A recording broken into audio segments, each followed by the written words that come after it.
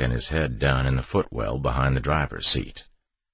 From where I stood, I could see his mouth was hanging open. "What foot do you want?" I asked him as I pulled on my gloves. "It's always the same with you, isn't it, Eddie? Can't we ever get together without having to pull somebody's stinking dead body out of the back of a police car?" He was only half kidding. "That junkie on Queen's Court wasn't my fault," I said. "How was I supposed to know he swallowed all that dope?" "Whatever. Just grab a foot, would you?" He grabbed the right, and I grabbed the left. It was a tight fit because the door wouldn't open far enough to let us stand side by side. We pulled on the guy until something gave way and he started to slide along the seat. On the way out, the back of his head smacked the metal part of the frame next to the seat and made a loud crack. "Ouch," I said. It sounded very loud along that quiet stretch of Dickinson Avenue. "He didn't feel a thing," Marcus said. "Come on and help me get him over here." I went to move the door out of the way, but as soon as I moved, the guy suddenly sat up. "What the—" The zombie was on Marcus so fast that neither of us had time to react. They both went over backward. Marcus landed underneath him, and the zombie's bulk pinned him to the ground. I tried to push him off, but I couldn't get the leverage. I was stuck between the two of them, wrestling on the ground and the open door of the police car, and all I could do to help Marcus was to pound on the back of the zombie's head with my fist. He moved, but he wouldn't break his hold on Marcus. I hit him some more and finally pushed him far enough from my legs for me to move. It took 2 hard kicks to his gut before he turned away from Marcus and focused on me. Marcus moved fast. As soon as the zombie got off him, Marcus was on his feet, his pistol in his hand. I pushed the zombie back toward the car with another hard kick. He straightened up just in time to take a bullet in the forehead from Marcus's gun. His head exploded all over the car. The impact knocked him backward, and then he fell forward right on top of Marcus. I dragged the mostly headless corpse off of Marcus and reached out a hand to help him up. "Thanks," Marcus said, wiping the gore from his face. I went to the trunk, got the blood-borne pathogen kit, and helped him get cleaned up a little. "I'm surprised you couldn't lift that guy," I said. "Guess you need to work on your deadlift, huh?" He looked at me with a stare almost as blank as that of the zombie he had just put down. "You have never told a good joke in your life, you know that? I mean it. You are tragically not funny. It's pathetic." "What? That was a good one." He shook his head like he pitied me. "Just get in the car and drive." Chapter 20. Less than half a mile down the road from where we dumped the body, we saw a Channel 9 news van stopped at the corner of Dickinson and Stewart. Just around the corner, in front of the Lexington Baptist Church, was the news crew that belonged to it. 2 cameramen and a pretty dark-haired reporter I didn't recognize. It looked like they were interviewing somebody, an older white guy in a blue shirt, yellow tie, and expensive-looking charcoal gray slacks. "Don't slow down," Marcus said. Then he groaned. They had already seen us, and they were flagging us down. The cameramen turned their cameras on us. "Too late now," Marcus said. "Might as well go check it out." "They might know something," I said hopefully. "Yeah, right," he said. "Those clowns from Channel 9? They know how to crucify us. That's about it." I pulled the car into the church's gravel parking lot and coasted over to the news crew. The cameramen followed us with their cameras, one of them taking extra care to record the damage to our car. He got a close-up of the blood on the fender. The reporter was stunningly beautiful. She looked about 25, tight brown jacket, sheer white blouse, super short brown skirt, fantastic legs. "Maybe it won't be so bad," I said. Marcus snorted. But before we could get out of the car, the reporter and one of her cameramen crowded up to my window. Behind her I could see a small group of wide-eyed, nervous-looking people coming out of the church to see what was going on. "Sandy Navarro, Channel 9 News," the reporter said. She turned slightly for the camera, making sure the cameraman got her legs in the shot. That's what it looked like to me, anyway. "Have you come to get these people out of here?" She stuck the microphone in my face. The cameraman turned the camera on me, the glare from its spotlight blinding me.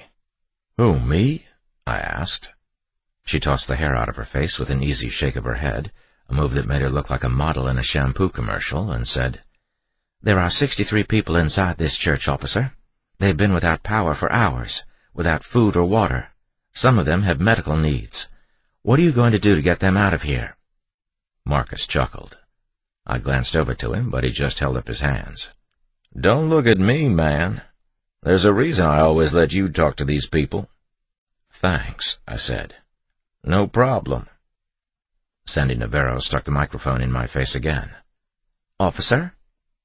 A light breeze carried the faint vanilla hint of her perfume into the car. "Do you mind backing up?" I said. "These people need an answer, officer." "Well, they'll get one as soon as you back up." She didn't move. "Please," I said, "I'd like to get out of the car." She huffed indignantly, but finally backed up. I opened the car door and stepped out. So did Marcus. But I hardly had a chance to close the car door before Sandy Navarro moved in for the kill again. "What are you going to do for these people, officer?" She was grandstanding for the camera. Channel 9 News had a reputation for sticking it to the police any time the opportunity came around, and I knew to expect it, but I still felt like I'd been put on the spot. Maybe that's why I let myself get angry. "What exactly is it that you expect me to do?" I asked. "You're the police," she said. "Isn't it your job to serve and protect?" "I'm not the police," I snapped. "I'm one cop. Just one. I don't know what in the hell you expect me to do. My whole shift is dead. We haven't seen another living policeman or a firefighter in hours. I don't have radio contact with anybody. I don't have backup. We don't even have enough firepower to face down a small crowd of those things out there. So I ask you, what exactly do you expect me to do for these people?" We stared at each other for a brief moment, and I think maybe she saw how bad things were in my eyes. She blinked. The microphone lowered a little. When she spoke again, her hard edge had softened a little, and the words didn't come as easily. "About an hour ago, Chief Rolls held a press conference in which he said the police department was moving to Stage 3 of the emergency mobilization plan. Can you tell me what that means?" I glanced at Marcus in time to see the smile evaporate from his face. "What does that mean, officer?" "It means things are as bad as they can possibly get," I said, which was basically understating the problem. In order for our brass to go to Stage 3 of the emergency mobilization plan, they would have had to admit the total defeat of the combined resources of the San Antonio Police Department, the Bexar County Sheriff's Office, and all the little unincorporated police departments throughout South Texas. I thought of April and Andrew, and they never seemed as far away as at that moment. "You wanted to know if help was coming for these folks?" I said to Sandy. "You can tell them we're waiting on the military. They're about the only ones that can pull our irons out of the fire at this point." Marcus came around the front of the car. "What else did the chief say, Sandy?" Sandy turned on him, and almost immediately I saw a spark in her eye. Marcus had that effect on women. They couldn't spread their legs fast enough. "He said that all personnel were being recalled to duty, regardless of their actual duty status. Are you a police officer, too?" "Marcus Acosta," he said, and held out his hand to shake hers. Marcus hated reporters, but he loved women, and he had an almost predatory look in his eyes as he took in her sumptuous curves. Sandy, for her part, suddenly seemed a lot less aggressive than she had just a moment before when she was the no-nonsense investigative journalist ready to stick it to the police. At that moment she reminded me more of a little lamb that didn't have enough experience to realize that if she didn't cut and run right that minute, the wolf in Marcus was going to devour her. "Sandy Navarro," she said, eyes turned down a little, blush spreading like a field of poppies in bloom across her cheeks. They shook hands and lingered that way a little longer than they should have for just a polite nice-to-meet-you handshake. "I've seen your spots on the news," he said. "You're good." "Thank you," she said, and the blush widened. I groaned and turned away. "Give me a second," she said to him. "I want to finish interviewing Dr. Stiles, and then maybe we can talk some more. I'd love to hear about the adventures you two have had tonight." "I'd like that too," he said.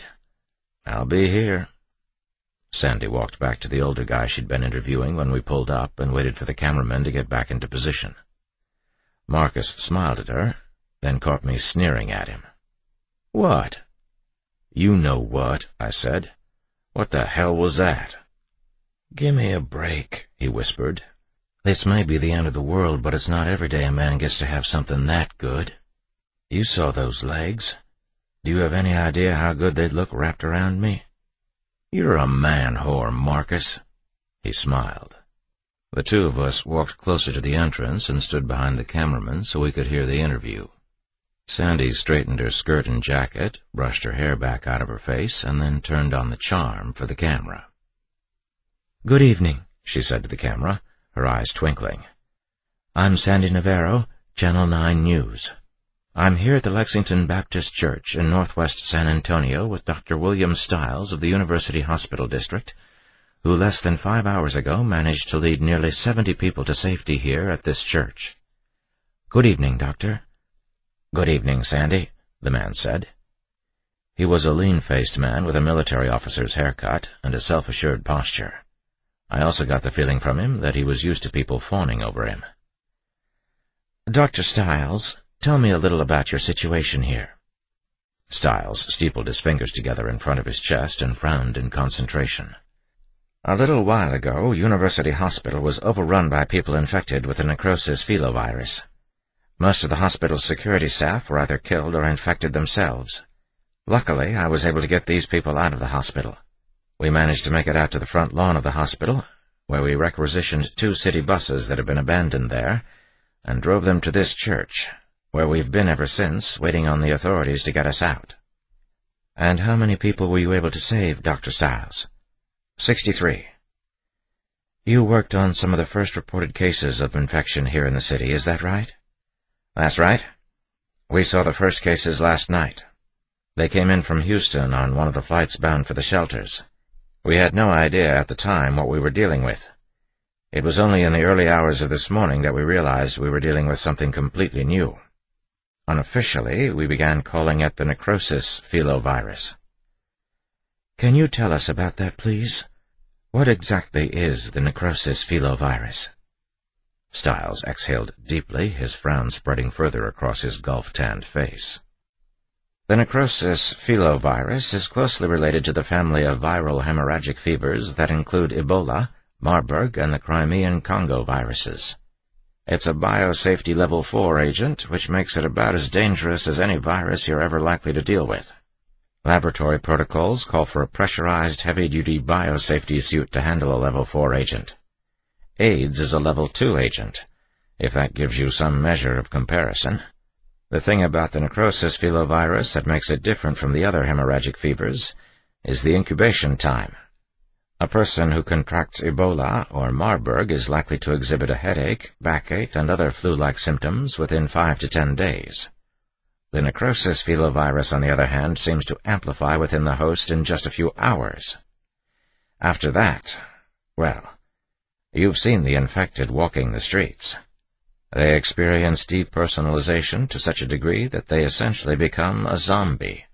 The illusion is all the more complete when you see the clouded pupils, the smell, the rotting skin, and the almost complete lack of sensitivity to pain." "What about the unbelievable acts of aggression we've seen, Dr. Stiles?" "That, unfortunately, is a recorded symptom of the hemorrhagic fevers. Though truthfully, I've never heard of any disease that turns people into cannibals. The thing is, in Ebola and Marburg, the disease devastates the host's ability to move around. Those diseases are so deadly, so incapacitating, that the host usually does not get a chance to spread the disease very far geographically before quarantine measures can be put in place. Up to this point, every recorded outbreak of a viral hemorrhagic fever has been restricted to a relatively small number of victims. The necrosis filovirus, though, incubates faster, allows its hosts to move around with comparative ease, and, as you just said, makes them very violent. There's one thing I want to point out, though, Sandy. None of the hemorrhagic fevers have a 100% mortality rate, and I have no reason to believe that the necrosis filovirus does either. We may not be able to save every person infected with the virus, or even most of them, But we can save some, and that puts us in a delicate situation ethically. These are not criminals we're dealing with, after all. The infected are normal people, and they can't be held responsible for their actions. That's just not fair. The problem demands a more delicate solution than just sending in the military to shoot all the infected. After all, if this were an outbreak of another kind of disease, such as the bird flu or something comparable, we wouldn't go around shooting the victims. We can't do that here, either. Stiles went on talking, but Marcus and I both had had enough. Marcus turned to me and said, "This guy is nuts if he thinks he can cure those people." "I know," I said. "We need to get out of here." "I know." While the others were listening to Stiles, Marcus and I headed back for the car. We didn't make it very far, though. I had my hand on the door when Sandy and one of her cameramen came up behind me. "Are you leaving, officer?" I dropped my chin to my chest and sighed. Then I turned around and braced for another round with Sandy Navarro, Channel 9 News Bulldog. "Yes," I said. "Just like that? You don't plan to do anything for these people?" "I thought we'd settled that," I said. "I can't do anything for them, and I have a family of my own out there. I intend to find them."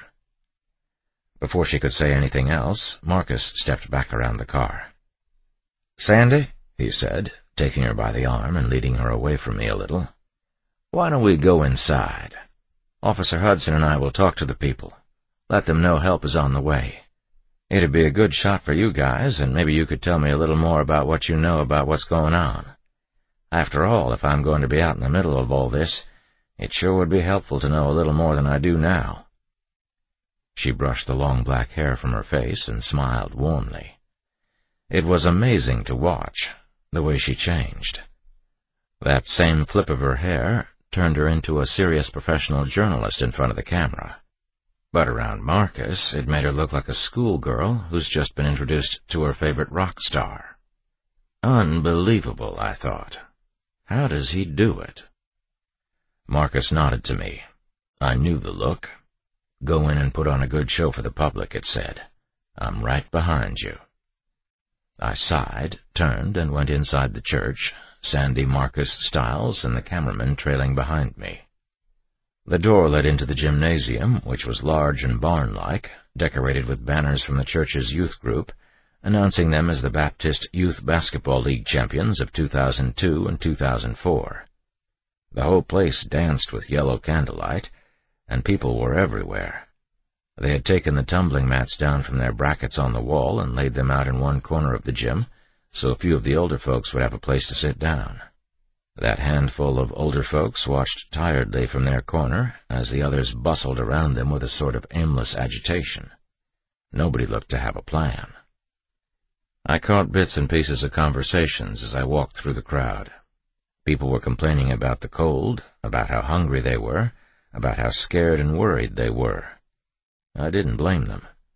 Most of them were echoing the same feelings I had, and again I thought of April and Andrew, wondering if maybe they had left our home for some place like this.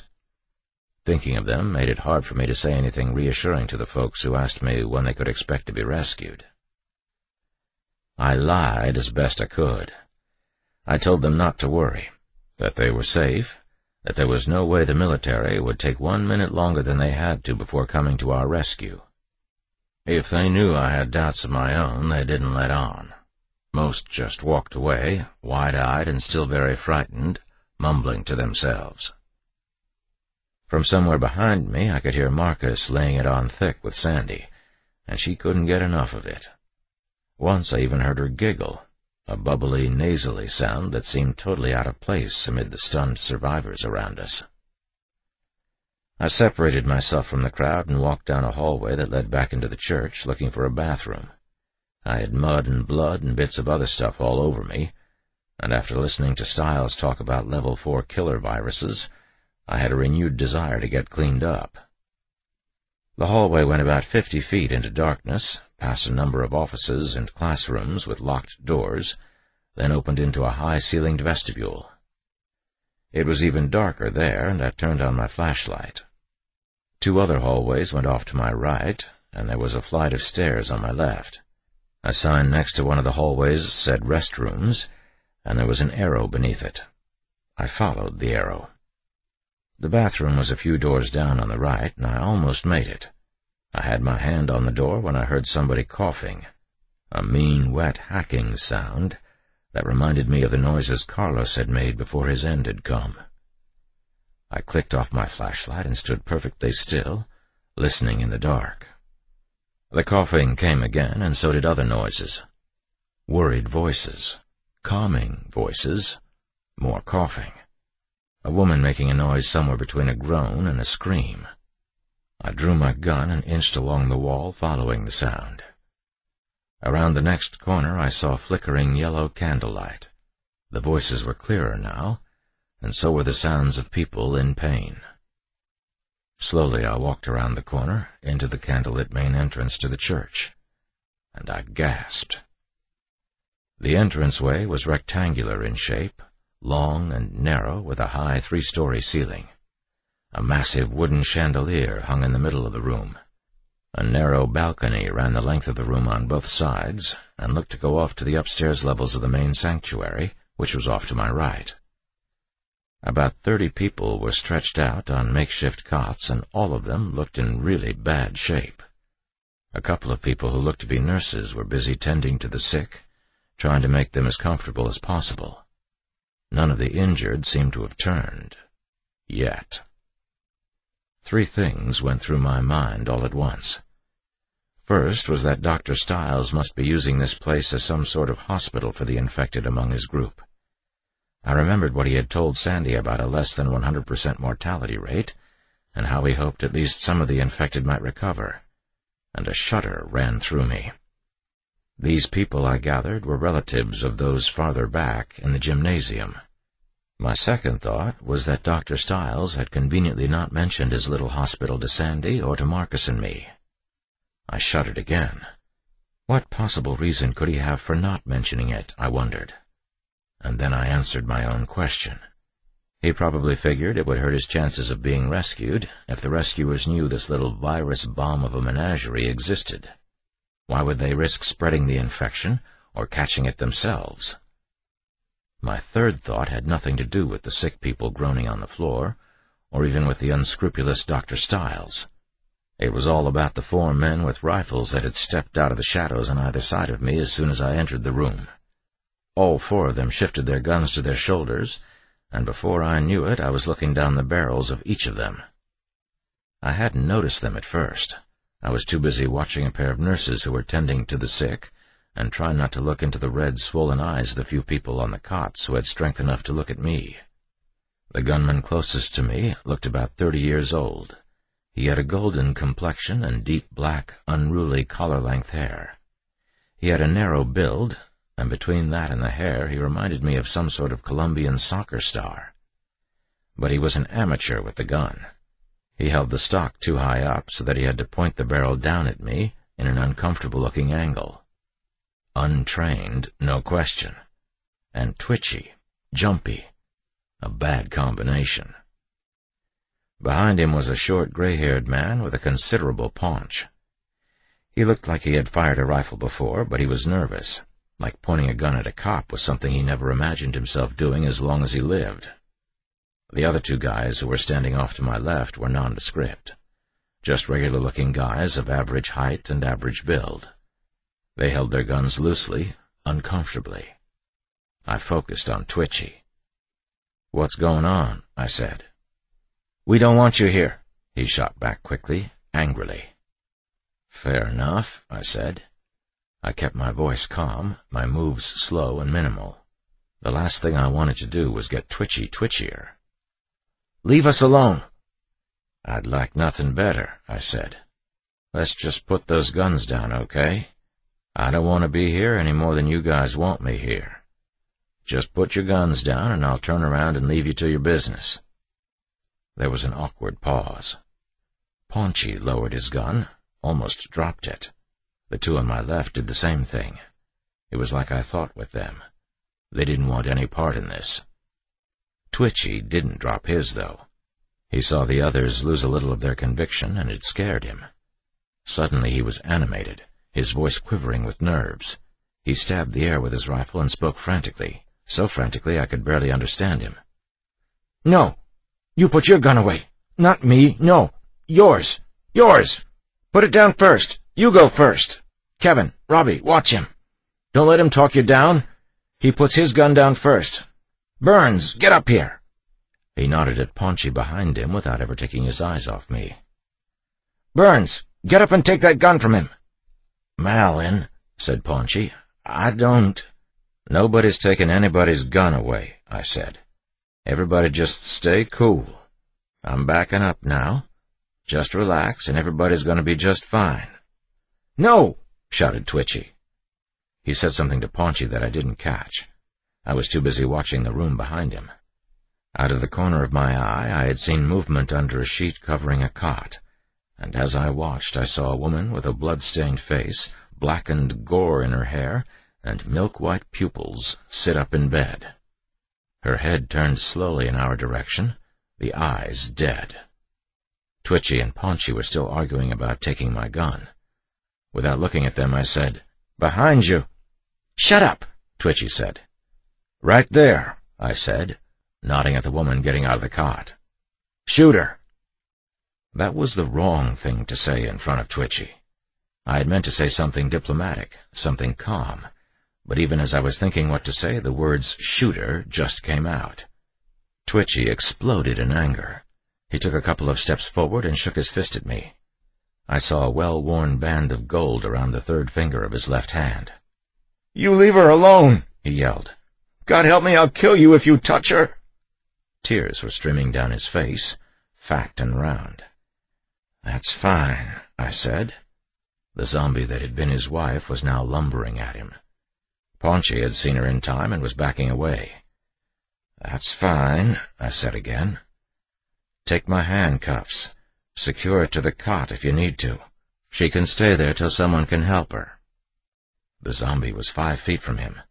3 feet. Too close. "Malin," Paunchy said. He was pleading with the man. The zombie grabbed Twitchy by the shoulder and dug into the bare flesh of his arm with her teeth. He let out a girlish squeal and yanked his arm away. The next minute he was pushing the zombie away, trying to speak to it like it was still his wife, trying to coax it back to the cot. The zombie fought for another bite, and when Twitchy finally realized he couldn't talk her back to the cot, he called for Paunchy to help him. Paunchy dropped his gun and ran to help. Together they dragged the zombie back to the cot and forced her onto her back. I took up my cuffs and walked toward them. "Here," I said, holding them out to them. "Take these." Twitchy wheeled on me, gun in the air. He fired a shot that whistled somewhere over my shoulder and hit the wall behind me. "Stay away from her, you son of a bitch! Get back!" I was frozen for a second, the shot still ringing in my ears. The cuffs fell to the floor. Everybody in the room was looking at us. The 2 men with rifles off to my left were fidgeting nervously, still uncertain what to do. Both nurses were standing in the middle of the room, their feet rooted to the floor. A few pairs of miserable blood-red eyes peered up from nearby cots. Only Paunchy seemed to be focused on something other than the 2 of us. He was still struggling to keep Twitchy's wife from getting off the cot. 2 more zombies sat up in their cots. A moment later, another one. They lumbered to their feet, their bloody blankets falling down to the floor. One of them was closing in on the nurses. I yelled for them to move, but not in time. A zombie fell on one of the nurses, grabbed her by the hair, and pulled her to the floor. She went down, screaming. Instinctively, I made a move to help her, and that set Twitchy into hysterics. He fired at me. The first shot missed me, went past me, and grazed one of the men on my left, striking him in the arm. The second shot thudded into the wall. Twitchy didn't stop firing.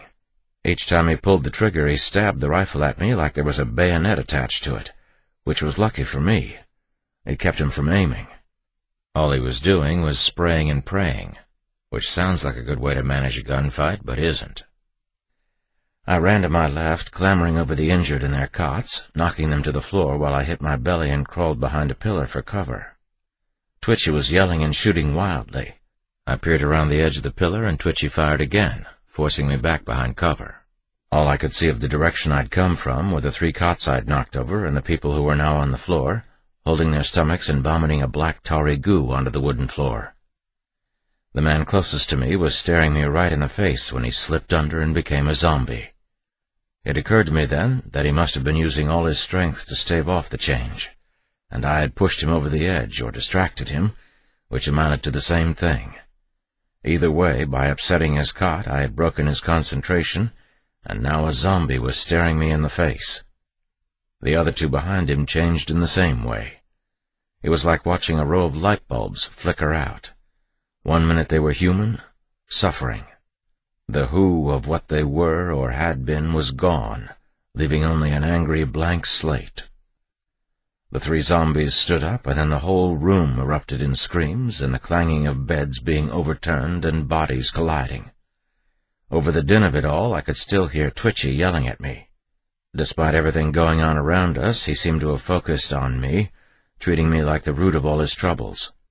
He fired 2 more shots. One of them hit the floor next to my left hand and kicked up little pieces of wood that peppered my arm, burning like wasp bites. I ran for the next pillar, not giving him the chance to close in on me. As I landed on the ground behind the next pillar, I turned, raised my gun, and almost fired. I didn't pull the trigger, though, because just then Marcus broke into the room right behind Twitchy. Dozens of people ran into the room behind him, Sandy and Stiles and the 2 cameramen among them. Sandy gasped. Stiles's face was lit with rage. There was a mad rush of people as Stiles and a few others tried to take the cameras away and pull Sandy from the room. At the same time, people continued to rush into the room, running to the cots in the room to check on their injured friends and family. Twitchy wheeled around and pointed his rifle at Marcus. Wrong thing to do. Marcus grabbed the barrel in his left hand and pushed it away. He dug the heel of his right hand under Twitchy's chin and forced his face to the ceiling. Then he kicked him in the balls so hard that Twitchy's feet actually left the floor. Twitchy collapsed, gurgling in pain. Marcus turned on Stiles and snarled something at him. I couldn't hear what he said, but I gathered it was something similar to what I had said to myself when I first saw the room. People were screaming, fighting, dying. We were packed in so close together that it was hard to tell the healthy from the sick. I couldn't shoot my way out. The room was too crowded for that.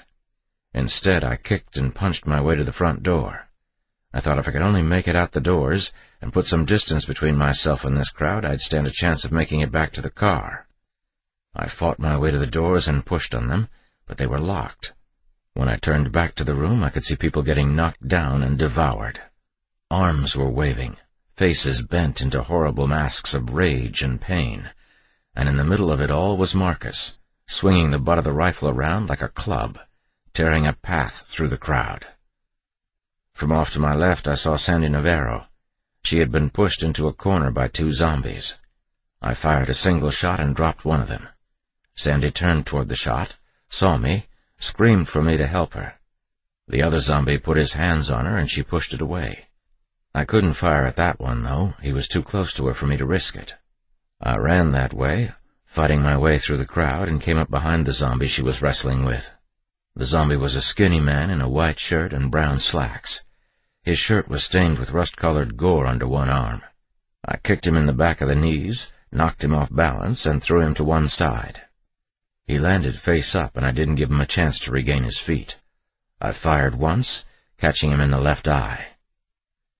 "Are you hurt?" I asked Sandy. She was staring at the zombie I'd just killed, very near to throwing up. "Are you hurt?" I said again.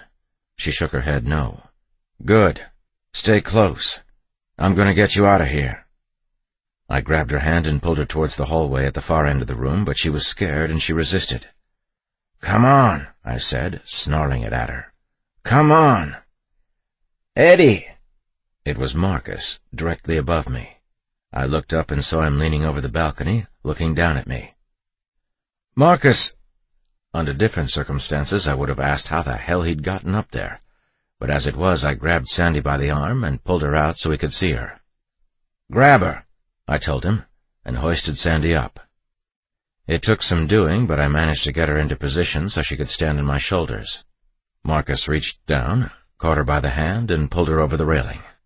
When she disappeared behind him, he was staring down at me, an inexplicable grin on his face. A zombie put a hand on my arm. I pulled away and shot it twice, once in the chest, once in the ear. Marcus was still smiling. "Did you get a peek?" he said. "What?" "Upper skirt." "Marcus!" The zombie I had just shot got pushed back on me by the frantic crowd, and I was forced to kick it away. "Marcus!" He rolled his eyes at me, but lowered the barrel of the rifle down for me to grab. I caught it, and he pulled me up. Once I was even with the balcony, I was able to swing myself over. I landed next to him. Sandy was huddled up in a ball on the floor next to the wall, sobbing. We picked her up and carried her out to the car, the sounds of the battle dying away behind us. Chapter 21. Sandy was a mess. We had to prop her up against the trunk while we cleaned up the broken glass and spilled blood from the back seat, but by the time we had it clean enough for her to sit down, she was a little more in control. Not much, but a little. "What about my cameraman?" she asked, looking up at Marcus with large, uncertain eyes. She had wiped her face with a baby wipe from the vehicle's blood-borne pathogen kit, but there were still little black rivulets of mascara on her cheeks that made her face look like a desert of dried-up creek beds. Marcus put an arm around her shoulder and guided her to the back seat. "Sandy, we have to worry about you, okay?" he said, and I was shocked at the delicacy in his voice, the naked humanity. "I'm sorry about your friends, but we have to go." She looked into his eyes and brushed the hair away from her face. Another change. This time the gesture made her look vulnerable, and yet very sensual at the same time. Nothing is as protean as a woman. "Okay, Marcus," she said, and climbed in. I turned the car onto the upper level of the freeway. The bottom level was only 2 lanes wide, with no shoulder, and there was no way we were going to make it through there. The upper was a little more open. Once we got on the freeway, we were in darkness. All the overhead street lamps were out. None of the TransGuide traffic displays were working. The freeway was a black ribbon against the night skyline, and off in the distance we saw towering pillars of black smoke and the orange glow of structure fires. Looking around at all the destruction, I realized how lucky I had been the last time I was on the freeway.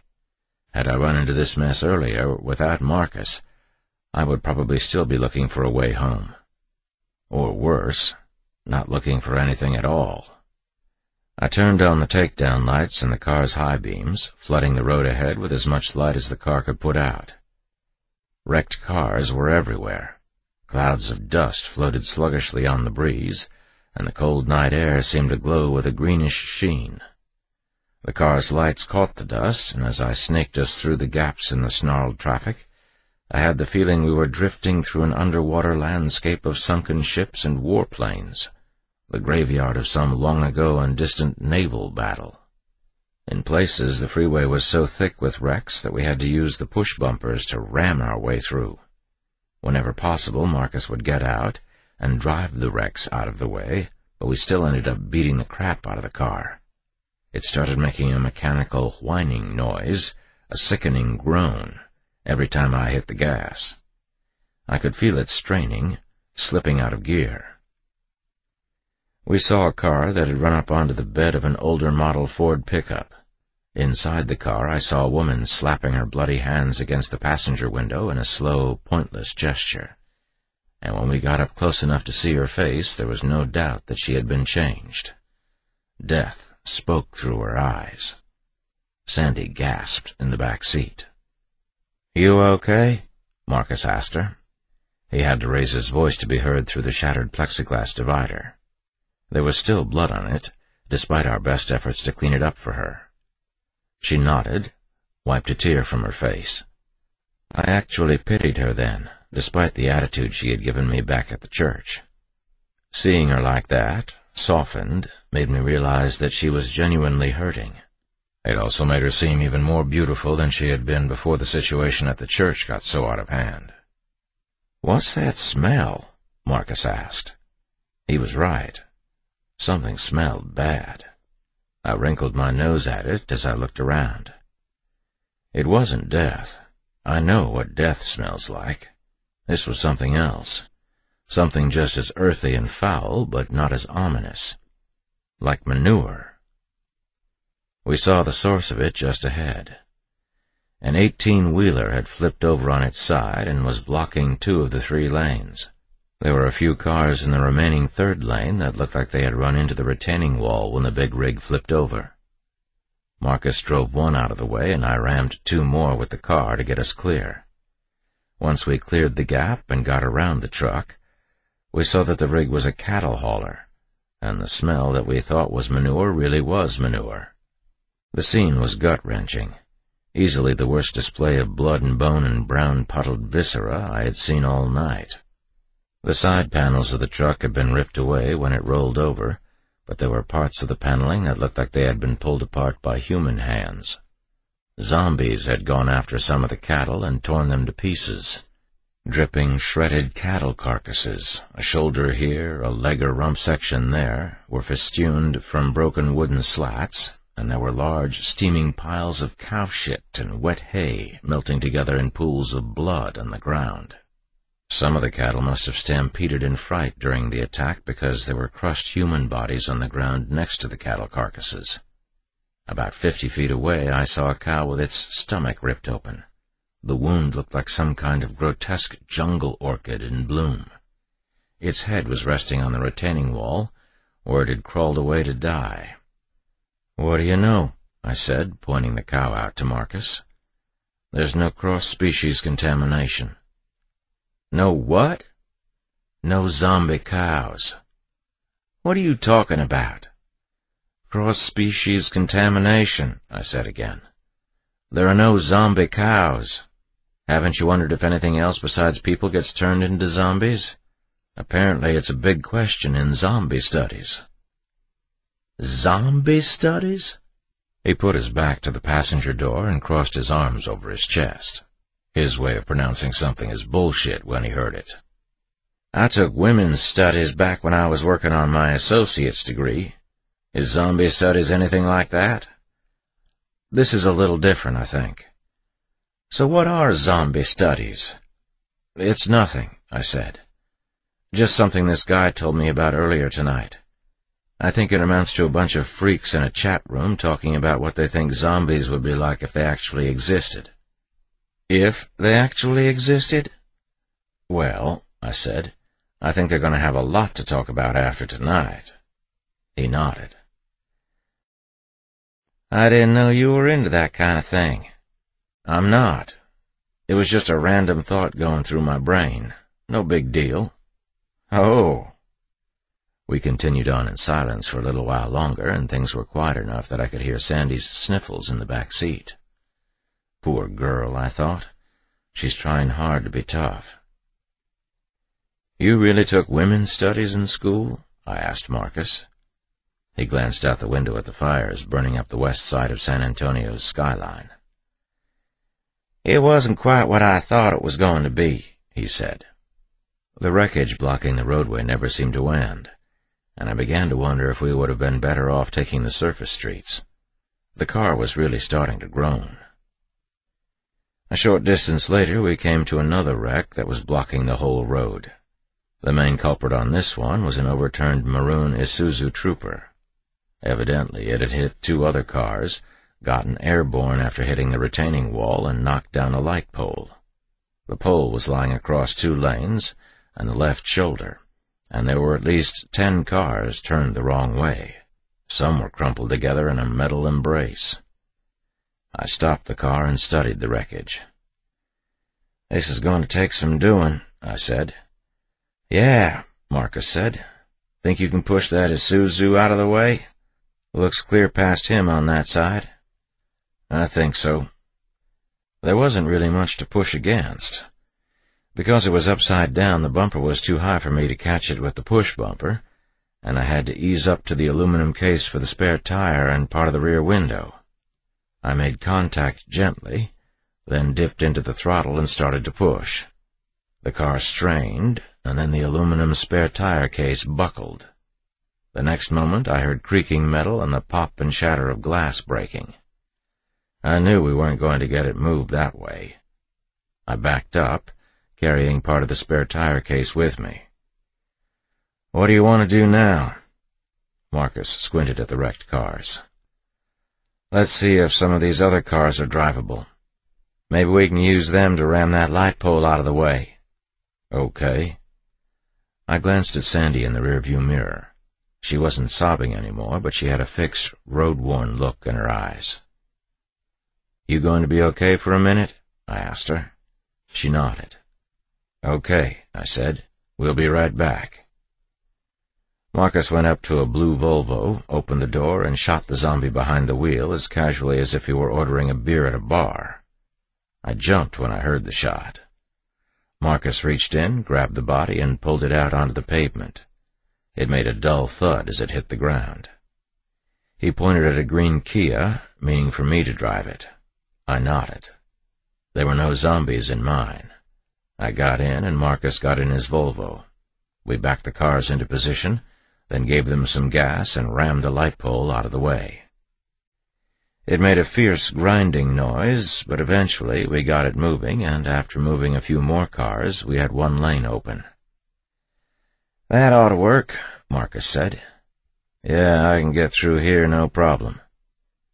We were congratulating each other on a job well done, heading back for the car, when we heard Sandy screaming. We ran for her at a dead sprint, but when we rounded a row of cars between us and her, we saw a thick knot of zombies beating on our police car, trying to get at the meat inside. A few of the zombies were on top of the trunk, pulling at Sandy through the busted-out rear window.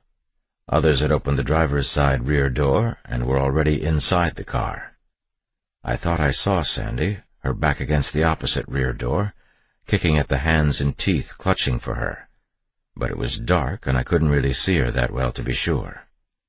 I jumped onto the hood of the car, ran over the roof, and kicked a zombie that had yet to get inside square in the jaw. He flew backwards and landed on his head behind the car. Next I grabbed a pair of legs belonging to a zombie who was head first in the back seat and pulled as hard as I could, extracting him from the back seat. I heard Sandy howling in pain, and I could barely see her, thrashing at the hands and faces pressing down on top of her. Her screams filled up the night. I fired into the back seat, hitting at least 2 of the zombies in the head, maybe 3. Meanwhile, Marcus had gone around the passenger side of the car and got Sandy's door open. He managed to grab her beneath the shoulders and pulled her from the car. As he moved her, I heard a nasty sound, like a large piece of fabric being ripped in half, only it was the sound of her flesh ripping. Several zombies tumbled out of the car after her. Through a gap in the mass of bodies, I caught a glimpse of Sandy and nearly gagged. She was covered in blood, and her left leg was missing below the hip. Most of her stomach was shredded. She started to gasp, gulping for air like a fish out of water. "Get them!" Marcus shouted. I jumped down next to him and started firing at the faces inside and on top of the car. I did it quickly. In 30 seconds, they were all dead. When I turned around, so was Sandy. She had bled out. Marcus pushed her body off him, and then the 2 of us pulled the other bodies out of the back seat. It was grim work, and we did it without talking. When it was done, we got back in the car and drove away. After we got rolling again, Marcus happened to glance in the back seat and made a disgusted noise. "What?" I asked. "We left her leg back there." "I'll pull over so we can get rid of it," I said. "No," he said, and sat back down. "Don't worry about it. We're not going to have this car very much longer. Downtown's only 2 exits away." "Okay," I said, "if you're sure." "I'm sure," he said. "A pity, though. She really did have great legs." Chapter 22. By the time we drove into the police vehicle-ready lot to get a new car, the one we were in had almost died. 3 of the tires were in good shape, but the rest of it looked like warmed-over crap. It was making a grinding noise on Marcus's side that sounded like part of the undercarriage was dragging on the ground, and a thin wisp of steam or smoke was coming from underneath the hood. We had to bust the fence at the entrance to the yard, and when we did, the car slipped out of gear and wouldn't go back in. We left it by the guard shack, shot a zombie there that used to be a city mechanic, and stepped into the ready lot. There were rows upon rows of white-crowned Victorias, all of them exactly the same and all of them ready to go. I could tell Marcus was in heaven. He clapped his hands together and said, "You ready, Eddie? Let's go shopping." "After you." "Thank you, sir. I hear they're not much on selection here, but the prices can't be beat." What we wanted was on the west end of the lot. The cars there were already outfitted with push bumpers, which we figured we would probably need again. The only thing they were missing compared to a regular patrol vehicle was the decal package. Marcus pointed to a dealer's sticker stuck to one of the windows. I watched him run his finger down the columns with a sparkle in his eye that made it seem like he was fingering fine jewels. "Look at this," he said. "Can you believe it? Look at how much these things cost. The city's getting their eyes poked out on this deal." "That's a lot," I said, without even looking at the sticker. I was looking around for more zombies. We were out in the open, and it was making me nervous. I saw one stumbling past the yard on the other side of the fence. A little farther beyond him was a homeless shelter, and dark, slow-moving figures moved through the maze of filthy mattresses and trash piles that surrounded the building. So far they hadn't noticed us, but I'd always hated dealing with the homeless, and I sure as hell didn't want to mess with them now that they were zombies. "What do you think?" I asked. "You ready to go?" Yeah. Which one do you want?" "The white one."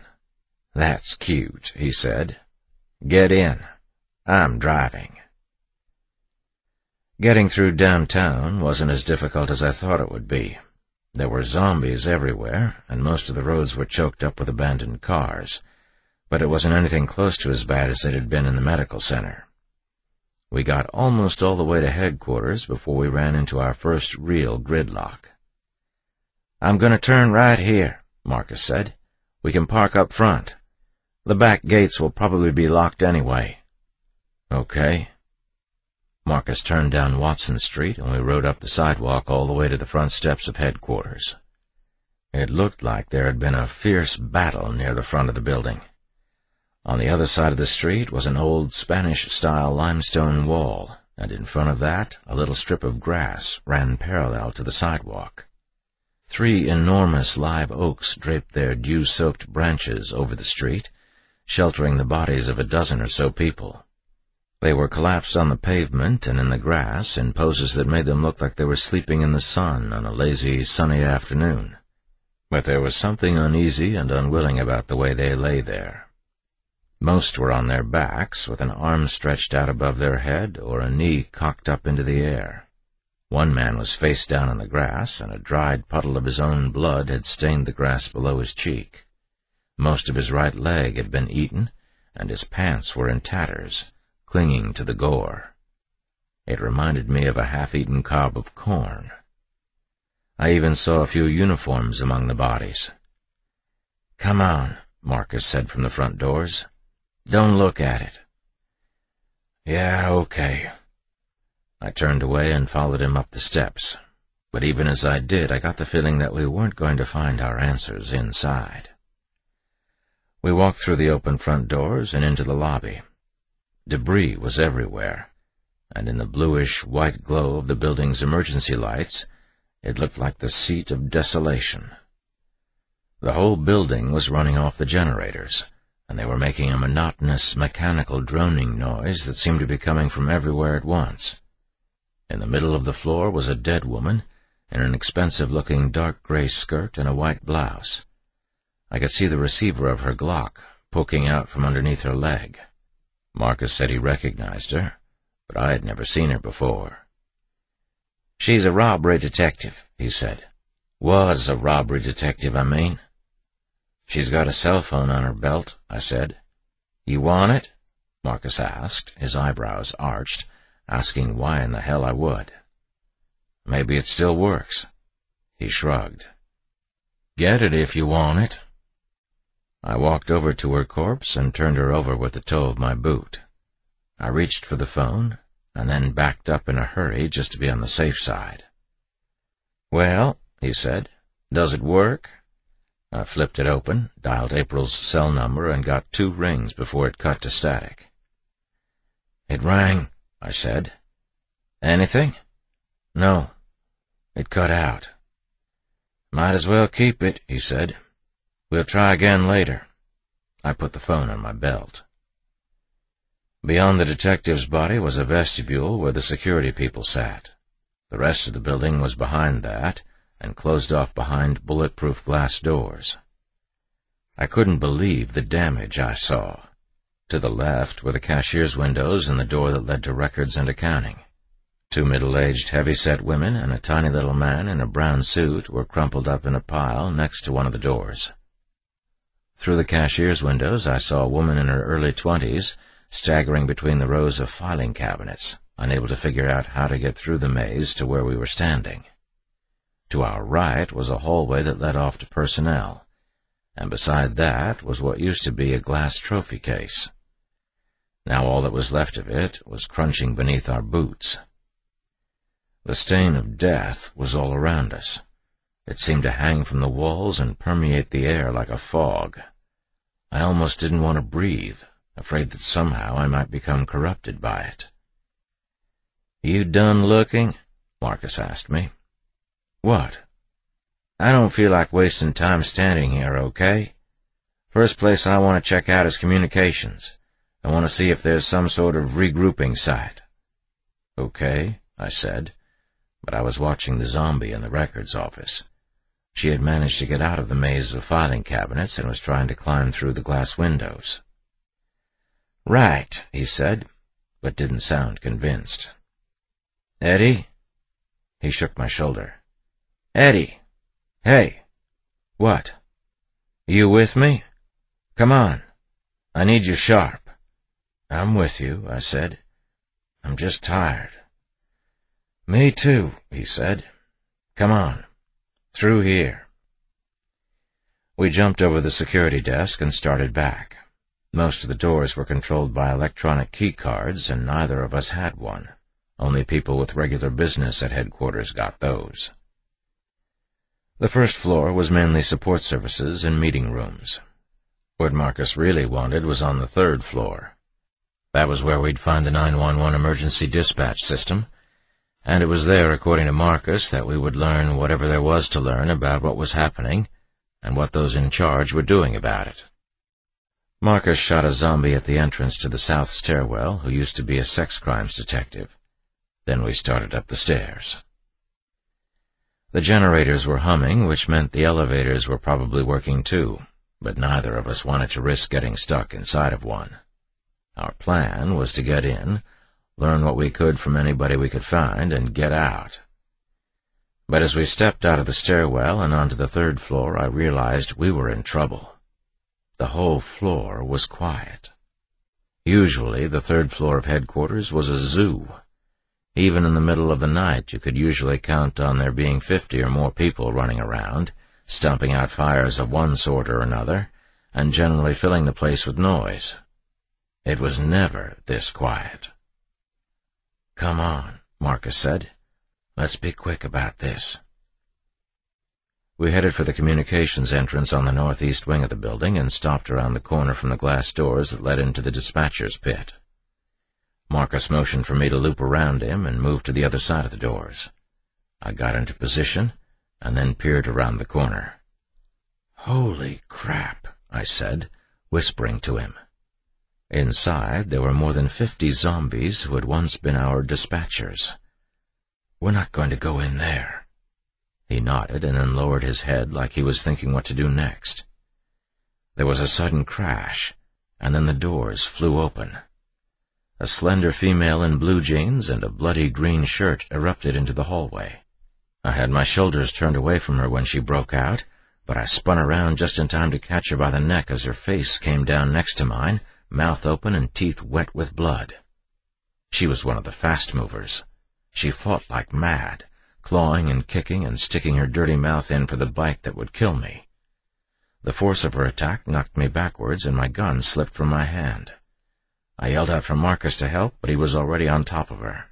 He grabbed her by the hair and pulled her head backward, twisting and guiding her face away from me. She went sprawling into the wall, and before she could get up, he peppered her with bullets. I rolled toward my gun. Marcus stepped into the doorway and started firing. He said something to me that I couldn't understand, and the rest of it was drowned out by the sound of his gun. He fired again and again, trying to pick off the zombies before they made it through the doors, but there were just too many of them, and they swelled into the hallway like an ocean wave. It only took a few seconds before Marcus and I were separated by a widening gulf of bodies. They were so thick all I could see was a mass of moving arms, and in flashes of pistol fire, moving farther and farther away, was Marcus as he fought to hold his ground. I could still hear him shouting, but I couldn't see him anymore. The zombies were piling into the hallway, and I had nowhere left to go. They were painting me into a corner. I fired I don't know how many rounds, but it was like trying to dig a hole in the surface of the ocean. One would fall, and 3 more would step into the gap he left behind. There were just too many of them. I glanced right and saw a middle-aged woman with a flattened and bloody face standing in front of a gray metal door. The others had pushed her to the wall as they poured into the hallway. I put a hole in her forehead. She fell back against the door, but I didn't let her fall to the ground. I caught the back of her shoulders and used her as a shield against the crowd.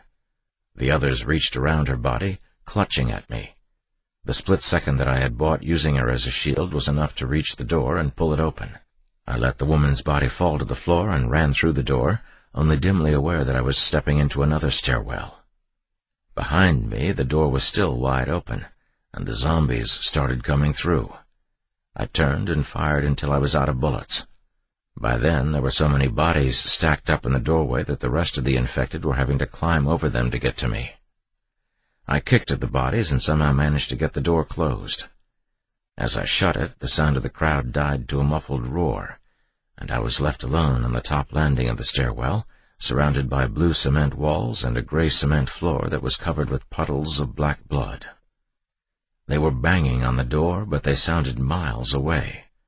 Everything sounded hollow and distant, except the blood pounding in my ears. "You gotta move," I said, trying to make myself do it. I saw the door open just a crack, and that lit a fire under my ass. I went down the stairs as fast as I could go, but it was narrow, and the steps were steeper than a normal stairwell. I had to make each step deliberate just to keep from tumbling down. The door to the second floor was locked. I pulled it hard, but it wouldn't budge. Only when I stepped back to kick it did I see the black electronic keycard pad to the right of the door jamb. The first floor had the same setup, and it was locked too. I ran back to the second floor and pulled on the door again, frantic with claustrophobia and rage. I kicked the door, then backed away and kicked it again in desperation. "Motherfucker!" Above me, I heard zombies entering the stairwell. I switched out magazines and ran up to get them before they could get me. I made it to the third-floor landing just in time to see a dozen or so zombies come tumbling through the door and land right in front of me.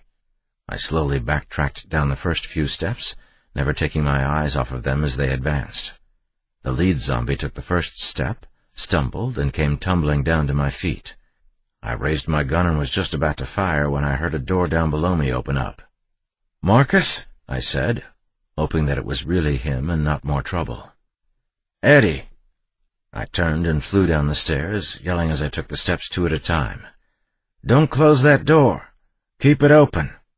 But he was already running up the stairs toward me. "Catch the door! Don't let it close!" We met on the second-floor landing, him coming up as fast as I was running down. "Can't go that way," he said, panting hard. I jumped down next to him. "Can't go up either," I said, just as winded. He reached for the door and pulled on it. Still locked. "How many?" I asked, looking over the railing at the zombies that were gathering below us on the first floor. Some of them were taking their first steps up the stairs. "A whole crap load," he said. "I don't know. I went down the south stairwell. They're all over the place." "Great." The zombies from the third floor were turning the corner above us. "Any ideas?" He shook his head.